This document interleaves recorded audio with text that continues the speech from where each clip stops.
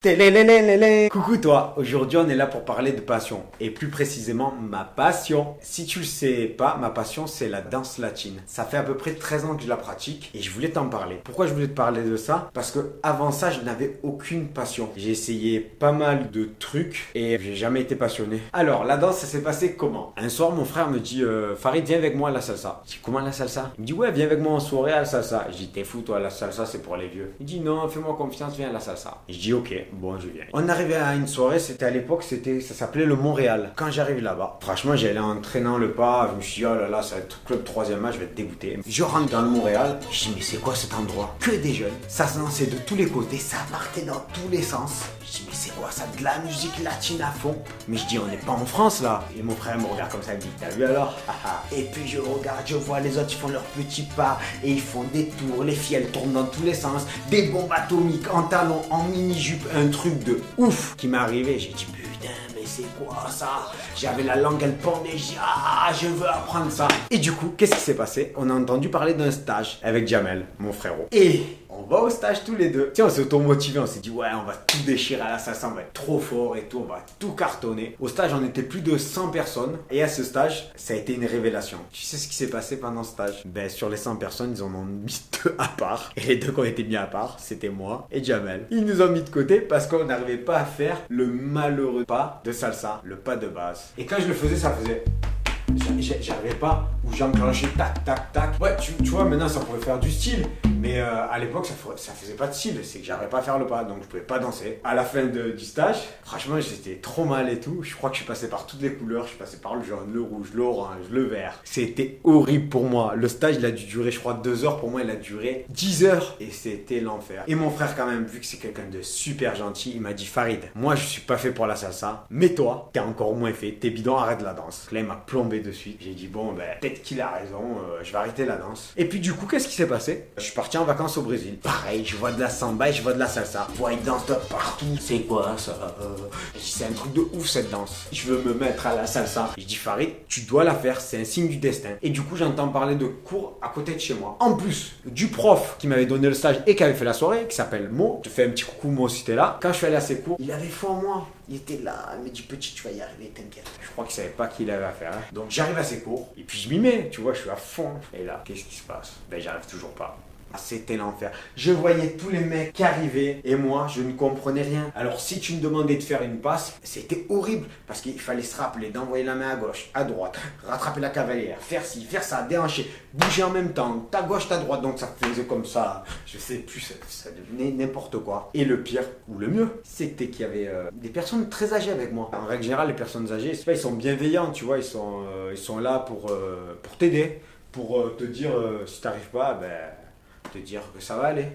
Et là j'avais une que j'adore, que je vois encore maintenant, qui me dit hey, mais t'es sûr mon petit que t'es fait pour la danse? Et là mon cœur il s'est effondré, j'ai compris à quel point j'étais nul. Et j'ai dit comme ça ben j'essaye, je vais travailler. Elle m'a dit ben il y a du travail là, alors travaille, commence à travailler. Et c'était horrible, j'avais l'impression d'être nul, mais nul. Mais ça me passionnait, ça me plaisait tellement, j'y pensais jour et nuit. Mais j'avais pas de capacité pour ça, c'était impossible pour moi. Et du coup qu'est-ce qui s'est passé? Je suis allé d'entrer en soirée. Ben ouais, je savais pas danser, mais moi je me suis dit il faut aller danser en soirée. Et du coup, quand je me suis retrouvé en soirée, eh ben j'ai regardé les autres danser. Parce que je pouvais pas, j'étais pas possible, j'arrivais toujours pas à faire mes pas. Mais c'est pas grave, tu sais, tu te mets dans l'ambiance, t'es là, tu regardes les autres danser, donc c'est cool et tout, c'est bien. De temps en temps, j'essayais de faire des petits pas, mais ça passait pas. Moi, j'ai tout connu hein, à la salsa à l'époque. T'allais voir la fille, tu lui dis, hey, tu danses? Alors, tu avais 2 solutions. Soit la fille, elle danse avec toi, mais au bout de 30 secondes, elle te laissait sur la piste. Tu dis, bon, t'es bien gentil, va jouer au billes. Tu apprends, après tu reviens me chercher. Tu avais l'autre option. Tu danses, et elle te disait, ben non, j'ai mal au poignet. Et là, ça fait mal. Ou je prends une pause, où elle te disait, d'entrée, va jouer au billes. Va jouer au billes et tu viendras danser après. Elle te captait, hein. Tu pouvais faire le beau gosse, t'habiller comme tu veux. À la salsa, il n'y a pas besoin d'être beau gosse. Hein. Tu peux être beau gosse, avoir tout l'argent du monde, avoir toute la discussion du monde, être le plus intelligent du monde. Si tu danses pas bien, ou tu danses pas, t'es à blanc. Donc du coup, ça m'est arrivé plusieurs fois de me prendre des shoots. Et en plus, ce qui est horrible, c'est quand elle te met un shoot, elle te dit non, non, je me repose. T'as les collègues, t'as la pression de tous te regarder. Tu vas voir les autres, tu leur dis non, non, mais t'inquiète, là, elle se repose et après on danse ensemble. Le mec ou la fille à qui tu dis ça, il regarde comme ça. Mais il te regarde pas toi, il regarde derrière. Et c'est là où tu la vois en train de déjà danser avec un autre. Et en train de faire des super passes. Et là, tu as compris que c'est simplement parce que tu savais pas danser. Bon, bref, j'ai pris des cours pendant un mois. Et un jour, j'ai eu le malheur de dire à mes amis que j'allais en soirée salsa. Et il y avait mes frères avec eux. Ils me disent Farid, tu vas où? J'ai dit bah ouais, je vais aller rejoindre les copines, les copains à la soirée salsa parce qu'ils m'attendent tous. Faut que j'aille danser. Ah ouais, Farid, tu te débrouilles bien maintenant? Bah ouais, je taquine, je suis trop fort moi la danse. Moi, je taquine du steak. Ah ouais, ils me disent ouais, et tu vas où? Je vais au warm-up. Alors moi, à l'époque, qu'est-ce que je faisais? Je prenais ma voiture. Je connaissais personne et j'allais à la soirée et je regardais les autres danser. Donc je vais à ma soirée au warm-up tranquillou et j'arrive à la soirée. Pendant une demi-heure, je bois ma conso. En plus, je crois que j'étais fauché comme le blé. Voilà, j'étais un peu à blanc, tu vois, à l'époque. Et qui je vois débarquer là? Mes amis. Donc mes amis, j'étais quand même assez content. Mais derrière, mes frères. Et j'avoue que là, j'avais la pression. Parce qu'ils m'ont dit hey Farid, tu danses pas? Je dis non, tu comprends, je peux pas danser ce soir parce qu'il n'y a pas ma partenaire, tu vois. Tu danses, il faut danser avec les partenaires. Alors qu'à la salsa, tout le monde danse avec tout le monde. C'est pas, t'as une partenaire, c'est tu vas danser avec Pierre, Paul, Jacques, Estelle et Elodie, on s'en fout. Et du coup, ils ont vu que tout le monde dansait avec tout le monde tournait avec tout le monde. T'inquiète, c'est pas un bésodrome, c'est pas une partouze, c'est juste on tourne, on danse. Et ils m'ont dit hey Farid, tu danses pas? Et là j'ai dit non. Mais ils me disent Farid, mais tout le monde danse avec tout le monde. Et je dis ben ouais. Et puis de ce coup, je vois une copine d'écho. J'ai bombé le torse. Tu vas avoir, tu sais quoi, la chance du débutant. Je l'invite à danser. Et là, je me dis, tu vas être phénoménal. C'est un signe du destin. Tu vas les remettre tous à leur place. Je la prends. Je la fais. Je la prends et je la fais pas danser parce qu'il n'y a rien qui passait. Et là, j'ai compris que c'était mal parti. Et là, je me suis senti seul. J'ai vu de l'incompréhension dans ses yeux. Et j'ai quand même essayé de passer en force. Et son bras, il devenait de plus en plus dur, plus en plus... Et là, je sentais ça chauffer dans mon cou. Ça chauffait, je passais par toutes les couleurs. Et il me passait tout était hard. Mais en fait, c'est pourquoi ça devenait hard. Parce qu'il y avait le regard inquisiteur de mes frérots qui me regardaient. Ils m'envoyaient comme des rayons laser dans le cou de partout. Et ça me chauffait, j'étais pas bien et tout. Et je regardais de temps en temps. De leur côté, je voyais mes amis qui avaient de la peine. Et mes frères qui avaient de la haine. Et là, j'ai compris la honte. Surtout quand j'ai arrêté la danse. Ils sont tous mis à rigoler. Je crois qu'au début, il y a eu même un blanc.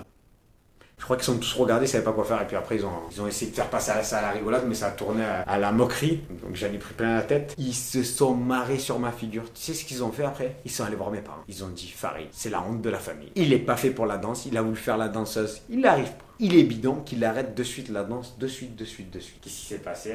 J'ai arrêté. Pas arrêté parce que j'étais obligé, pas parce qu'il m'avait dit ça. J'ai arrêté parce que je suis parti en Asie. Parce qu'à l'époque, je voulais être marchand d'art, comme tu l'as entendu dans les FAQ de Laetitia si t'as suivi. Et oui, j'ai voulu être marchand d'art et donc je suis parti plusieurs mois en Asie. Et quand je suis revenu, il n'y avait plus de cours de salsa, malheureusement pour moi. Donc il a fallu que je reparte à zéro. Et du coup, j'ai appris sur YouTube. C'est fou, hein. Et je faisais mes passes dans ma tête comme un pusher. C'était pas la meilleure façon pour apprendre, mais moi j'étais obligé d'apprendre comme ça. Mais je te conseille quand même d'aller dans des cours si tu veux te mettre à la salsa. Et la salsa, c'est un truc qui est terrible, qui est top. Ça rend heureux, ça m'a rendu vachement heureux. Toutes les danses latines me rendent heureux. La bachata me rend super heureux. La kizomba, j'adore la musique. J'ai essayé aussi le tango, mais je t'en parlerai peut-être dans une autre vidéo. Tango, j'ai arrêté parce que je me sentais un petit peu trop jeune, on va dire. J'ai essayé plein d'autres danses. J'ai essayé le West Coast Swing, très belle danse. Je t'en parlerai aussi dans une vidéo. Le zouk brésilien, alors ça, j'ai essayé, mais je vais carrément m'y mettre. Et tu vas me voir galérer. Sûrement, je ferai des vidéos où je galérerai sur la danse brésilienne. Pour en finir, je danse depuis 13 ans. Je vais bientôt sur mes 14 ans de danse. Ça m'a permis de danser dans tous les pays du monde, de pas parler la même langue, mais au final de danser avec des personnes qui parlent pas la même langue que moi, donc c'est super.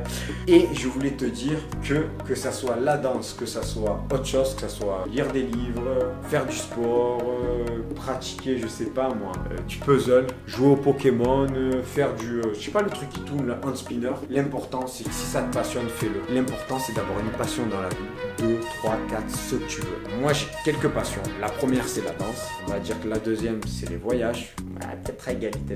La troisième, c'est la bouffe. Et ma dernière passion, tu sais, c'est quoi? C'est toi. Ben oui. Et ça me rend tellement, quoi, et heureux. Et je voulais te dire que maintenant que tu as vu cette vidéo, sur la chaîne, on va commencer à parler de danse et de soirée aussi. Et je vais aussi te donner des initiations de danse. Donc si ça te dit, je te montrerai les bases. Et puis si ça te plaît, ben, tu n'auras plus qu'à aller en soirée, aller en cours et pratiquer. Pourquoi pas. Voilà, et peut-être me croiser en soirée. Ça sera sympa. Si tu es une fille, eh ben, je te ferai danser. Si tu es un copain, ben, on trouvera quelqu'un pour te faire danser. Ou je me détache les cheveux et je te fais danser. Il n'y a pas de problème. Tu me fais danser. Voilà. Donc c'est cool et je te dis à plus. À bientôt. Bye bye.